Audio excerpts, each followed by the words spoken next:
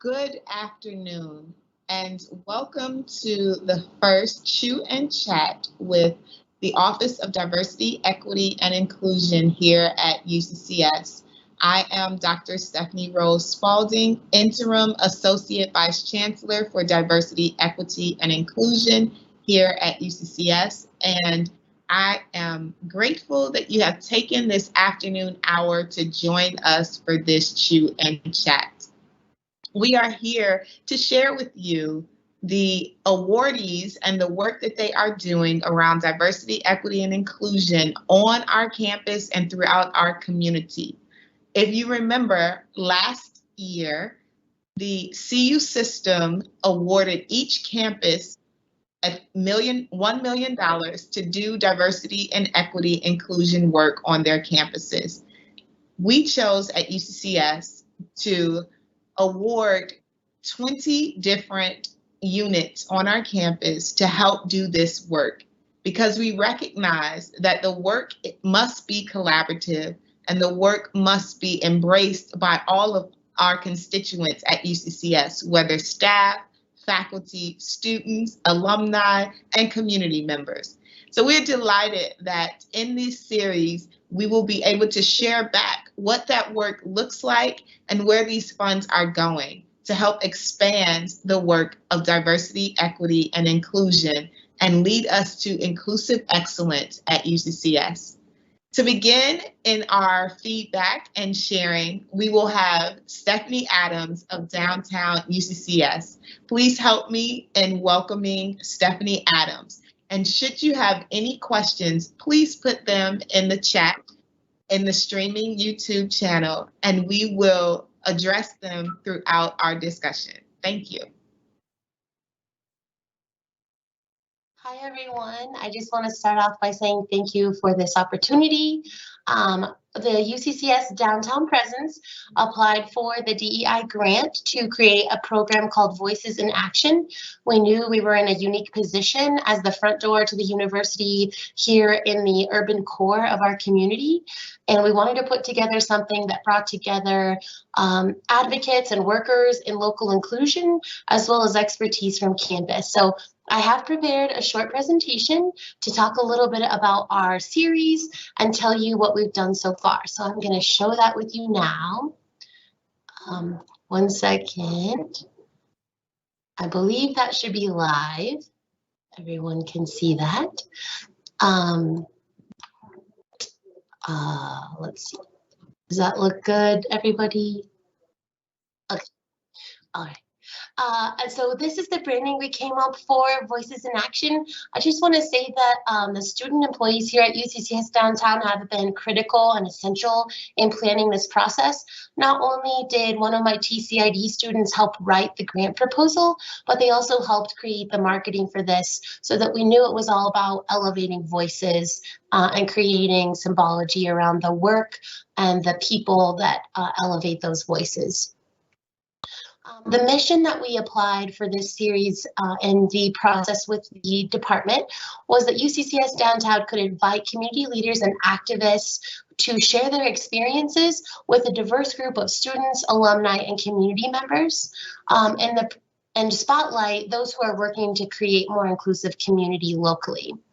And then we believe that UCCS Downtown has a unique power to amplify storytelling so that we can ignite deeper empathy and that we can elevate the voices of those who are working so hard in our community, as well as create new awareness, inspire people to have conversations of their own, and better connect UCCS as an expert in this work in our community in new and engaging ways. We have conducted our first session, so our overall proposal was for 10 to 12 sessions. We did launch session 1. There are 3 sessions planned for this fall. The first one was led by Mr. Alex Baker, and he brought his expertise down from the classroom and his experience in the College of Education and the Dean of Students Office, and really led our group, a hybrid group, in an introduction to building inclusion. We talked about the basic glossary of terms, ways people can do some self-reflection around inclusion, And I was really surprised by the attendance in the room.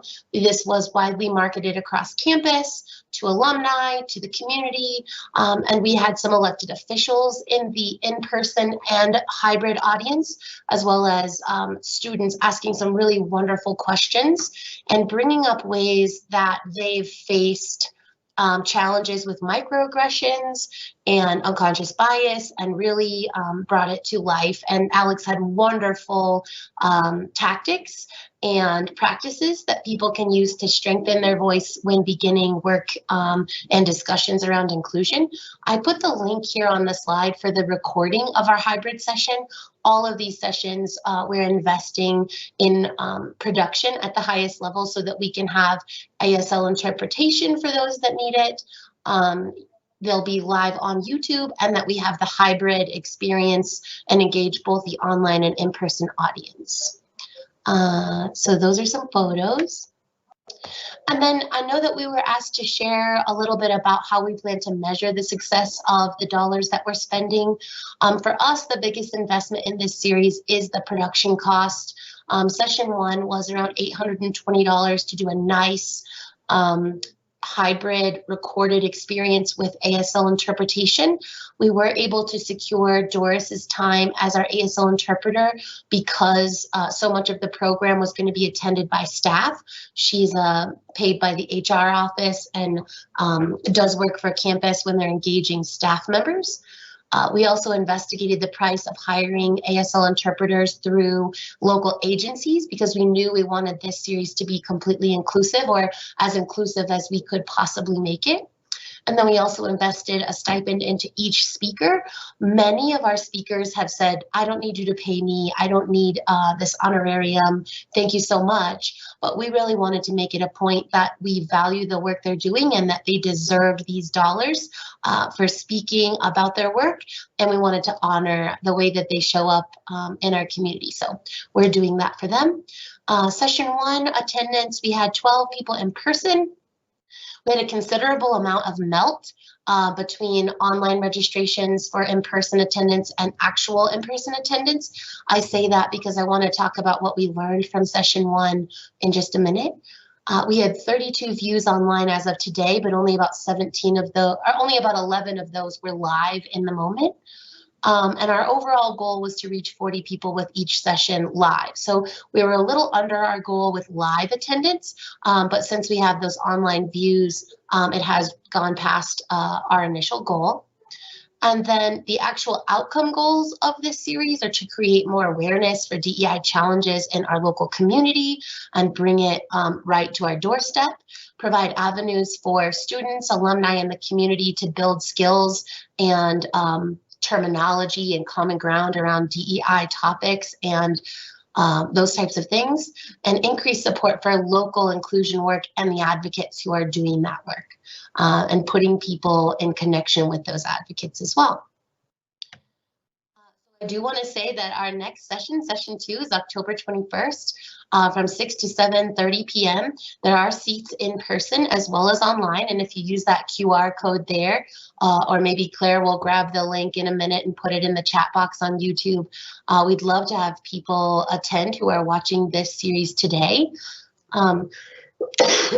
Excuse me. I just wanted to share, since so many of us are doing hybrid programs, what we've learned from session 1 and the opportunity to have this grant money and put on a series like this.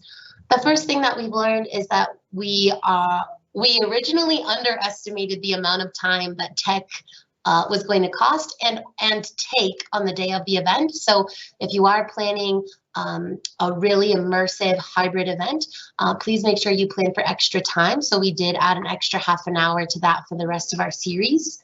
And we value the work of event services so much in helping us make these programs possible. You really have to consider what types of communication people will need, whether it's live captioning, ASL interpretation, some other kind of translation. So making sure that in our registration process, we asked people to tell us what they needed in order to engage in this content, and deciding to invest, even though Doris did end up being able to do this for free, making sure we had the dollars available to invest in ASL interpretation. We also learned that we need to track affiliation so that we better know who's in the audience. So for session 2 and the rest of the series, we'll be tracking student, alumni, and community affiliation so that we can have metrics on how many students we reached versus how many in the community. And this last one that we learned for this series specifically is that there is a deep hunger in our region from school boards, businesses, nonprofits, parents for the tools to have these conversations and to understand issues from an institutional systemic level, but even from a conversational level about what should I do when someone makes me feel this way? How should I approach this or that? So if anyone else is doing programming around this, I would encourage you to open it up to the community as well as students. UCCS has a wealth of knowledge and experts, and we're going to hear from some more today. And I think we have a role to play in helping people build skills in the DEI space. So that is the end of my presentation.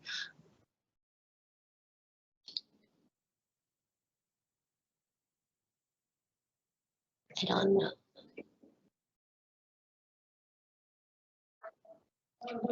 Stephany, thank you so much for your presentation and again, your leadership at UCCS downtown.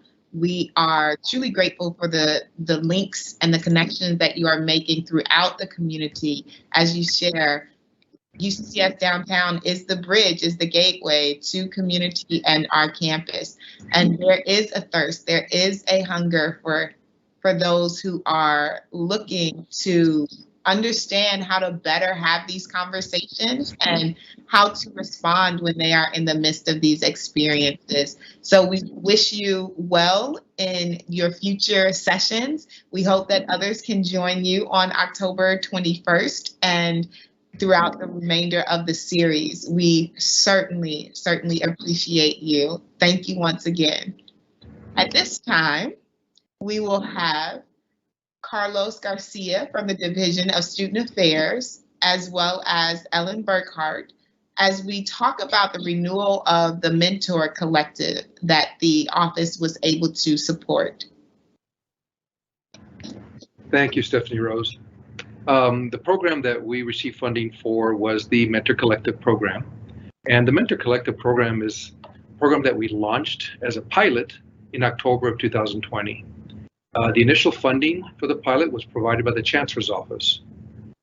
Mentor Collective is a peer-to-peer mentoring program that allows participating first-year students to have a mentor support them throughout their academic year.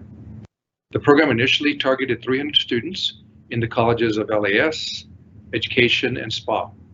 Upper division students in those colleges were invited to serve as peer mentors for first-year students in those colleges.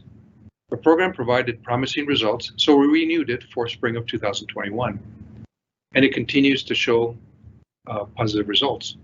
For this fiscal year, we estimated over 600 students being matched with peer mentors, and to date, we have exceeded that amount. To continue the program for fiscal year 21-22, the Division of Student Affairs requested $25,000 of DEI President's Initiative funding to renew the program. And that's about half of the cost of the program, at least half of the initial cost of the program. The remainder of the funds for this year are being provided by all 6 of our colleges, because now all 6 of the colleges are participating. The Provost's office and my office also provide financial support. And the supplemental funding for the program also came from President's Retention Initiative funds to cover additional students that participate in the program.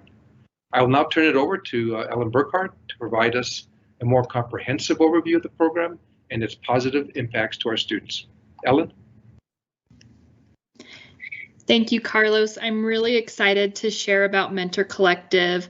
I'm going to briefly highlight what we kind of ended with last year with our data in terms of our pilot and where we're headed this year, because I think everybody will be excited to see where we're headed. So I'm going to go ahead and share my screen and we'll get started. Maybe I'll share my screen. All right, so Mentor Collective, one of their goals is building a culture of mentorship. And so we added the at UCCS because we really do believe that mentorship is important. And one of the threads that we did find is that last year when we were really remote, these mentoring relationships had a really positive impact on our students that participated. Oh my. So last year, starting in October of 2019, we did a pilot with the College of Education, School of Public Affairs, and College of Letters, Arts, and Sciences. Out of that pilot, we invited just a little over 1,100 students. And I put the admit type and admit term because that's really important. Normally, we have an official cohort that we track for retention, but this cohort is actually slightly larger because we have a larger population that we admit as freshmen, even if they aren't first-time freshmen. So we have freshmen, and then we did the fall 2020. Sorry, I said October 19, but I meant October 2020 earlier. Out of that group that we invited, we had 248 students who participated and were matched with a mentor in the same college. And then students who had a mentor in the Mentor Collective had a 7.2 higher retention rate than their peers who did not have a mentor. And the really cool thing about this program is 36.3% of the students who had a mentor were BIPOC. And they actually, BIPOC students with a mentor had a 12.7% higher retention than BIPOC students without. The other neat thing about that is the students, the BIPOC students who had signed up actually had lower average high school GPAs than other students, but ended up earning higher fall and spring GPAs. So that's really neat. Our goal with this really is a retention initiative. We wanted to do something to try to keep our students at UCCS and engaged, and also to have that sense of belonging. But one of my favorite quotes is, we want to bring relevant relationships to every, and we put first year student, and that's a Mentor Collective quote. And the reason that I like that relevant relationships is that it really is a peer-to-peer connection, and it is making a difference. So the DEI grant is being utilized, as Carlos said, it's funding about half of the program for this year. And so I put up a few numbers and then I'll elaborate on them. So last year for the 2020-2021 academic year, we had 248 mentees and 124 mentors. And then in spring, we had 16 additional mentees that we invited that started in the spring. And then this year, as Carlos said, for our 2021-2022 group, our goal was to have 600 mentees involved in the program, and we've exceeded that. We actually have, I think, 849 mentees, but we've had a little bit of melt. So we were due to students deciding not to attend the university before census, but we are landing right now at 812 mentees and 211 mentors, and then spring we'll still have that data to come. For this group of students, we have in our freshman admit type, with an admit term of fall 2021, we have a little over 1,800 students. So that means that 45% of our class is participating in Mentor Collective, which is phenomenal. And we are still landing at about 33.4% of those students identifying as BIPOC. So that's really exciting for us too, and we're excited to see how all of this is going. We are going to continue to measure the impact of Mentor Collective by looking again at the percentage of freshman admits participating, looking at spring enrollment and grades, gauging a sense of belonging, and Mentor Collective actually does most of the work with this, and so they'll collect a lot of qualitative data to see how students are connecting with their mentor, as well as what because of that relationship, how are they connecting with UCCS. And then we also will look, of course, at fall enrollment and grades. So one of the things that we really like too is that contributing to a culture of mentorship at UCCS. So this is one of our highlighted pairs from this last month. So we have Keely and Mariana. Mariana is actually the top photo and Keely is the bottom. Mariana is the mentor.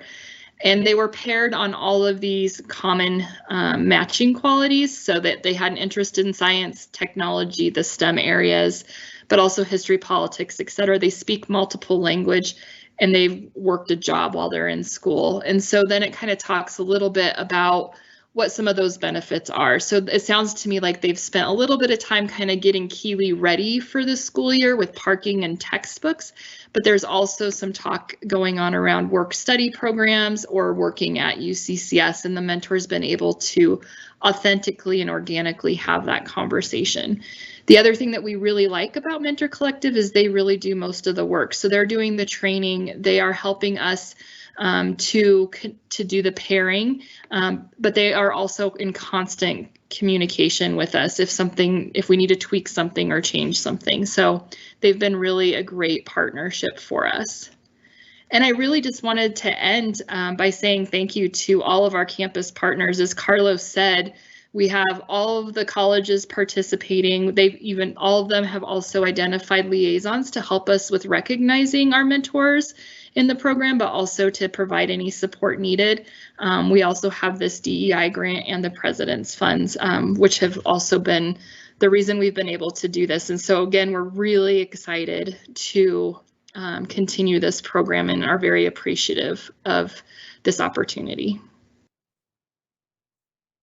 And we are excited about the outcomes of your program, the Mentor Collective. The numbers are phenomenal. And just to see the mass amount of students who are benefiting from this work, as well as developing genuine relationships. And we hope that this increases the feeling, the sense, and the reality of belonging here at UCCS. So students aren't just feeling like a number in a crowd working to get a degree, but connected to a campus that feels like home and helping them to prepare for success in their future. So thank you all again.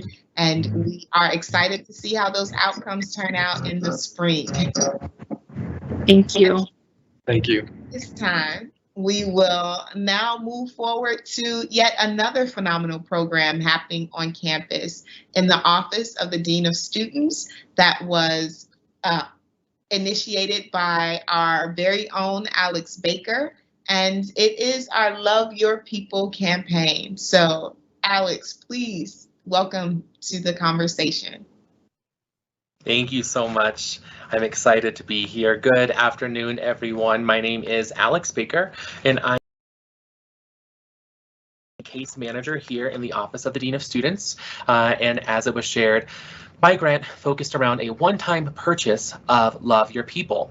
It should be noted my pronouns are he, him. So throughout the presentation, if you have any questions, please feel free to put that in the chat. So I bet you're wondering, how do I love my people? Who are my people? Who are your people? Specifically, who are the people each of us should be loving? I've started to think about the people in my life, and I see them as being two different groups, those I lead and those I serve. Think about that for a moment. Everyone we love, or should be loving, falls into these two categories, those we lead and those we serve. But when you go deeper with it, when you really consider what it is you do with those you lead, you ultimately come to all of it being about those you serve. That's the focus of the little booklet I read by Sam Parker. It tells us specifically how we can love our people, and it's simple. Start imagining what our campus would look like, UCCS, if we all started doing each of these things a little bit more consistently. Contribute. Do your work in the way that you wish others would do their work for you. Be kind, pleasantly helpful and generous, considerate and respectful. Being patient as well as being honest. Be encouraging by helping others find their confidence. When we make our mistakes, when we let someone down or say something we shouldn't have or don't say something we should have, we can apologize. Forgiveness. We need to give others the break we want to be given, and that's huge. We want to be putting out the same forgiveness we'd like others to give us. And finally, let's be more grateful, because we know our work involves the work of others, that this world is an interdependent world, and we each contribute to each other's success. Let's recognize it by thanking others more often and more quickly. You see, each of us has these 1-second opportunities every day. 1-second opportunities where we can change everything for the better by encouraging and recognizing one another and the work we're doing for our people. So why should we do this? Our relationships with each other as a unit, as a team, as a campus, and our students, visitors, alumni, and donors are all better. Our results are better, our attitudes are better, and we feel better. Everything is just simply much more enjoyable. The goal for this DEI grant is to share the information a little bit more in depth with as many people as possible. Times have been tough for many of us, myself included, and maybe we just need a reminder or a fresh perspective of why we're here and why we do what we do. My grant was awarded enough funds to purchase the culture package of Love Your People, which includes all materials to present this presentation to the campus. I will measure my success simply by participation. The idea is to offer these sessions monthly, as well as sessions specific to teams or departments. The more people we can reach, likely, the better results we will have as a campus. And finally, I'm hopeful that the impact will help us remember why we're here, how we can get along, and how we can best support and love our people. Thank you so much. Thank you so much, Alex. When people come to diversity, equity, and inclusion work, often they think it's, what do I know about diversity? What do I know about equity? When in reality, one of the deepest characteristics of being successful in this work is emotional intelligence and knowing how to be empathetic so that we genuinely build relationships and understand how we are interacting and engaging with others around us. So again, we were excited that you and your team were wanting to do this work in terms of loving our people so that we really truly create a campus where people feel that they belong. So thank you once again, and we look forward to the multitude of sessions and the calendars that you will share with us when those sessions are occurring on our campus.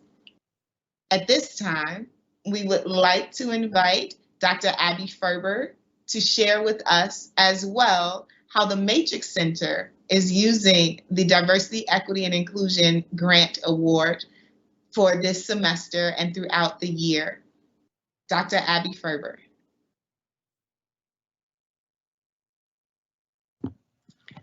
Thank you, Stephanie. And I'm happy to go last because it was wonderful hearing about all of these other programs taking place. And I think it's so important that we all know about what else is going on around campus, because there are so many people that are truly committed to equity, diversity, and inclusion, and having these funds to help us expand that work. I'm so honored to be a part of that and grateful that we can do that now.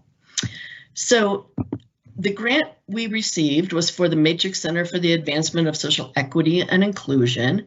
And just to let you know, I'm also a professor of sociology and women's and ethnic studies, and my pronouns are she and her. So this grant specifically came to the Matrix Center, and our mission is to build connections across campus and between the campus and community to share all of this incredible work that faculty are doing and the research that is being done and the work that's being taught to our students beyond the campus. And so we want to really bring the campus to the community and the community to the campus so we can engage in dialogue around issues of equity, inequity, oppression, privilege, racism, etc. In case you don't know anything about the Matrix Center, we really offer we have three key practices. The first is we offer a graduate certificate in social justice and inclusion, which is we have participants from around the nation and even beyond the United States that participate. And that is specifically offered for people who are not UCCS students to, again, take our learning and knowledge outside of our institution. We also just celebrated the 20th anniversary of the Knapsack Institute, Transforming Teaching and Learning. And that is a program that brings faculty, staff, K through 12 teachers, members of nonprofit organizations and businesses to campus for a 3-day intensive EDI Institute. And really a lot of our focus is on how to have dialogues around this subject matter that has become so emotional and politicized, especially over the past 5 or so years, and having these dialogues in ways that we can all grow is so important. We also host an ongoing speakers and event series, which includes bringing stellar scholars to campus, hosting dialogues and film screenings and film discussions with the film directors following the premieres of their films. We also support, through our small grant program, events that are organized by other units on campus, as well as by community organizations. We initially requested funding for the Knapsack Institute, and we had hoped to fund UCCS faculty and staff to participate. We were instead asked to organize a speaker series, and we're honored to receive this funding and certainly recognize the impact of hosting leading scholars that can expand our dialogue and expand our knowledge and understanding around these deeply rooted issues of inequality. So because that was not what we originally requested the funds for, our plans are not yet firmly in place, but we have decided with our first speaker to focus on missing voices and marginalized dialogues. For example, we currently only have two Black faculty that are tenured faculty on our campus.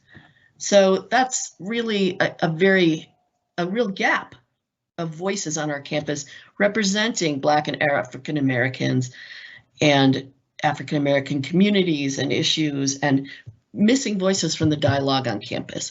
So we would like to bring a leading scholar who's a sociologist and economist, one of the most well-known leading voices on the subject of the Black-white wealth gap, and specifically the intergenerational transmission of wealth, which is perhaps the most important factor in understanding the racial wealth gap.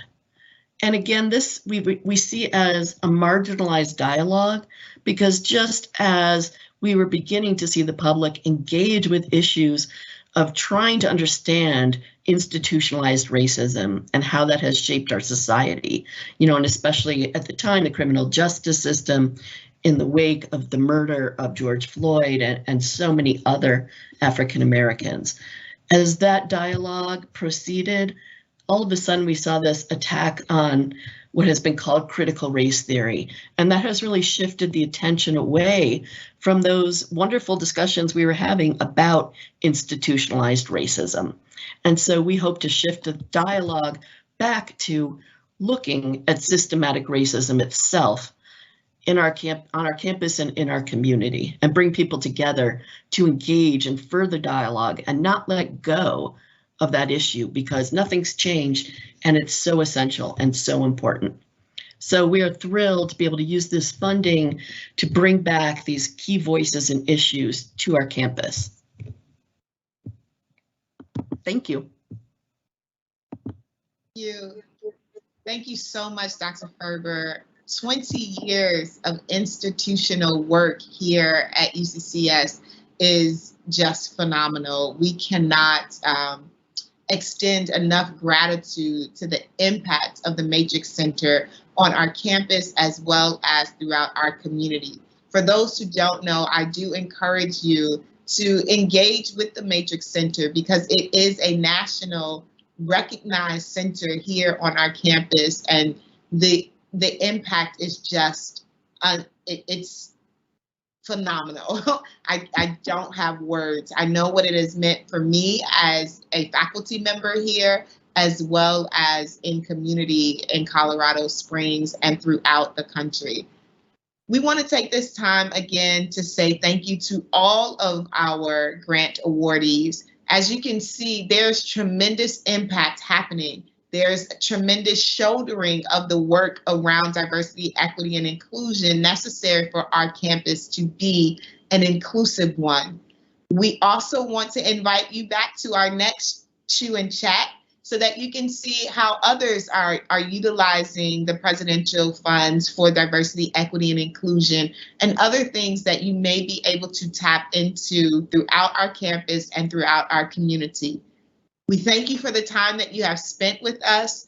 If you know others who were not able to make it to the live session, we do ask and encourage that you share the link with your colleagues, with your friends, with community members, so that we are truly aware of all of the things that are happening here at UCCS. Our work is to be transparent. Our work is to be accountable. And we are just amazed by the opportunities that exist before us. So once again, thank you and have a wonderful rest of your day and week. And we look forward to sharing with you in our next Chew and Chat. Have a wonderful afternoon.